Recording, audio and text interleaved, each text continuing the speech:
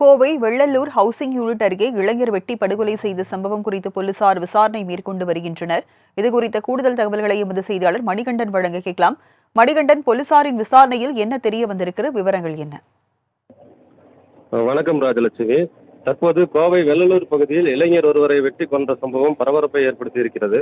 அதாவது கோவை வெள்ளலூர் அடுக்குமாடி குடியிருப்பு 6வது பிளாக்கில் வசித்து வரும் முகிலன் என்பவரது மகன் இன்பரசன்.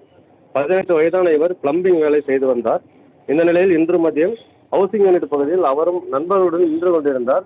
டீ வாங்குவதற்காக அவர் அங்கு வந்ததாக கூறப்படுகிறது. அப்போது இருசக்கர வாகனத்தில் வந்த 3 பேர் இன்பரசனை அறிவாளால் சரமாரியாக வெட்டிவிட்டு தப்பி ஓடியிருக்கிறார்கள். பொதுமக்கள் பார்க்கும் போதே பட்டப்பகலில் நடைபெற்ற இந்த சம்பவமானது அந்த பகுதி முழுக்க பரபரப்பையும் பெரும் பதட்டத்தையும் ஏற்படுத்தி இருக்கிறது.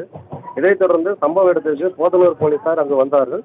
வந்து அவர்கள் பிரேதத்தை கைப்பற்றி உடனடியாக அரசு மருத்துவமனைக்கு அனுப்பி வைத்த போது அந்த இன்பரசன் சம்பவ இடத்திலேயே இறந்து விட்டது தெரிய வந்தது.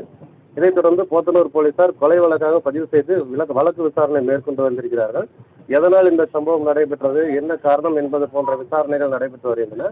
இந்த சம்பவத்தில் கொலையாளிகளை கண்டுபிடிப்பதற்காக போத்தனூர் போலீஸ் சார்பில் 3 தனிப்படைகள் அமைக்கப்பட்டு விசாரணை மேற்கொள்ளப்பட்டு வருகிறது. ராஜலட்சுமி, கோவையில் இளைஞர் படுகொலை செய்யப்பட்ட சம்பவத்தில் 3 தனிப்படைகள் அமைத்து போலீசார் விசாரணை மேற்கொண்டு வருகின்றனர். விவரங்களை வழங்கியதற்கு நன்றி மணிகண்டன்.